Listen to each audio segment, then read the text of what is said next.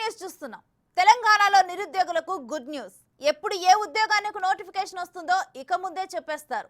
Job calendar విడుదల చేయాలని మంత్రివర్గ సమావేశంలో నిర్ణయం తీసుకున్నారు.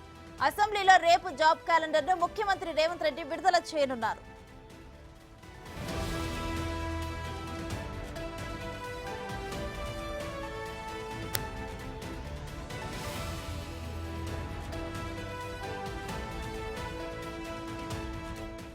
తెలంగాణలో నిరుద్యోగులకు గుడ్ న్యూస్ అందించింది రేవంత్ సర్కార్. ఎప్పుడు ఏ ఉద్యోగానికి నోటిఫికేషన్ వస్తుందో కూడా ఇక నుంచి ముందుగానే తెలిసిపోనుంది. జాబ్ క్యాలెండర్ విడుదల చేయాలని మంత్రివర్గ సమావేశంలో ఈ మేరకు నిర్ణయం తీసుకున్నారు. అసెంబ్లీలో రేపు జాబ్ క్యాలెండర్ను ముఖ్యమంత్రి రేవంత్ రెడ్డి విడుదల చేయనున్నారు.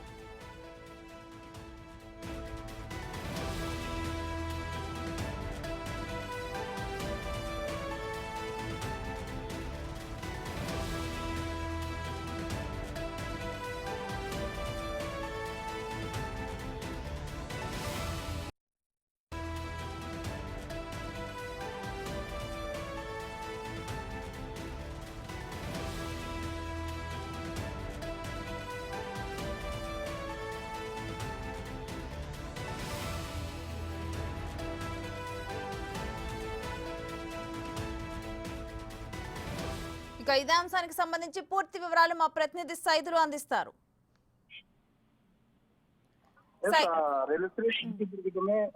కేబినెట్ సమావేశం ముగిసింది. అయితే కేబినెట్ సమావేశంలో కొన్ని కీలకమైన అంశాలు కేబినెట్ నిర్ణయం తీసుకుంది. ముఖ్యంగా రేపు అసెంబ్లీ సమావేశాల్లో భాగంగా రేపు అసెంబ్లీ లో జాబ్ క్యాలెండర్ విడుదల చేయనున్నారు సీఎం రేవంత్ రెడ్డి. దాంతో పాటుగా గౌరవెల్లి ప్రాజెక్ట్ కు సంబంధించి ఎప్పటి నుంచో కూడా అది చాలా పెండింగ్ ఉంది. సో దాన్ని కూడా పూర్తి చేయాలని చెప్పేసి కేబినెట్ నిర్ణయం తీసుకుంది. సో దానిలో భాగంగా 437 కోట్ల రూపాయల వరకు కూడా దానికి కేటాయించారు. కేబినెట్ ఆమోదం కూడా తెలపడం జరిగింది. సో ఇక వాయనాడు మృతులకు కేబినెట్ సంతాపం తెలిపింది. వాయనాడు బాధితులకు ఆర్థిక సహాయం చేయాలని చెప్పేసి కేబినెట్ నిర్ణయం కూడా తీసుకుంది. ఇక జాబ్ క్యాలెండర్ ఎంతో మంది నిరుద్యోగులకు కేబినెట్ నిర్ణయం కూడా తీసుకుంది. ఇక జాబ్ క్యాలెండర్ ఎంతో మంది నిరుద్యోగులకు గుడ్ న్యూస్ అని చెప్పవచ్చు. ఎందుకంటే జాబ్ క్యాలెండర్ విడుదల చేయాలని చెప్పేసి చాలా మంది నిరుద్యోగులు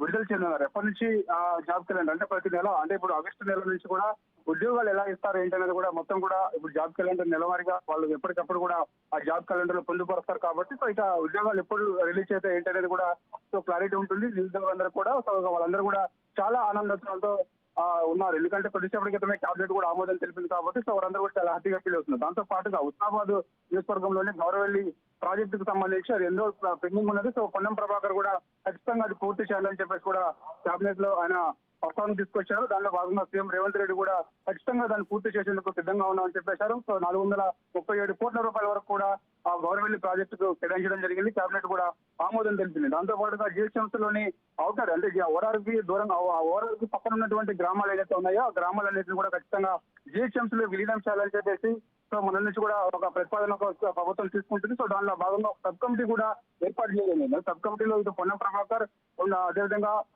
మన పొంగులేటి శ్రీనివాస్ రెడ్డి ఇద్దరు కూడా సబ్ కమిటీలో ఉంటారు. సో సబ్ కమిటీ నిర్ణయం తీసుకున్న తర్వాత ఖచ్చితంగా ఓఆర్ఆర్కి అవతల వైపు ఉన్నటువంటి గ్రామాలు ఎన్ని ఉన్నాయో అన్ని గ్రామాలు కూడా జిహెచ్ఎంసీలో త్వరలోనే విలీనం కాబోతున్నాయి. సో ఇక దాంతో పాటుగా ఇక రేషన్ కార్డులు ముఖ్యంగా ఎంతో మంది రాష్ట్ర ప్రజలందరూ కూడా కొత్త రేషన్ కార్డులకు సంబంధించి, ఎందుకంటే గత 10 ఏళ్లలో బీఆర్ఎస్ పార్టీ అధికారంలో ఉండగా ఎన్నడూ కూడా రేషన్ కార్డులు ఇవ్వలేదని చెప్పేసి వాళ్ళ మీద ఆరోపణలు ఉన్నాయి. కాబట్టి సో అలా కాకుండా ఖచ్చితంగా ప్రభుత్వం వచ్చిన 10 నెలల్లోనే ఖచ్చితంగా ఇప్పుడు రేషన్ కార్డు కూడా ఇచ్చి సిద్ధమైంది. సో దానిలో భాగంగా ఖచ్చితంగా సబ్ కమిటీ కూడా ఏర్పాటు చేయడం జరిగింది. ఉత్తమ్ కుమార్ రెడ్డి ఉంటారు ఆ సబ్ కమిటీలో. సో దాంతో పాటుగా దామోదర రాజనష్టం కూడా ఉండే అవకాశం కనిపిస్తుంది. ఇద్దరు కూడా సబ్ కమిటీలో నిర్ణయం తీసుకునే అవకాశం కనిపిస్తుంది. కొత్త రేషన్ కార్డుకు సంబంధించి ప్రస్తుతానికి ఎంతమంది ఉన్నారు ఏంటనేది కూడా వాళ్ళు ఒక నిర్ణయానికి వచ్చారు. ప్రభుత్వం నుంచి జిల్లాల వారీగా జిల్లా కలెక్టర్తో సమావేశం ఏర్పాటు చేసి ఖచ్చితంగా గ్రామాల్లో ఎవరెవరు రేషన్ కార్డులు అప్లై చేసుకున్న వారు ఉన్నారు, కొత్తగా ఇంకా ఎంతమంది ఉన్నారు అనేది కూడా నిర్ణయం తీసుకోబోతున్నారు. సబ్ కమిటీలో తర్వాత వరుసగా సమావేశాలు జరుగుతాయి. సమావేశాల్లో కొన్ని నిర్ణయాలు తీసుకుంటారు. ఆ నిర్ణయాల్లో భాగంగా ఖచ్చితంగా కొత్త రేషన్ కార్డులు కూడా ఈ ఆగస్టు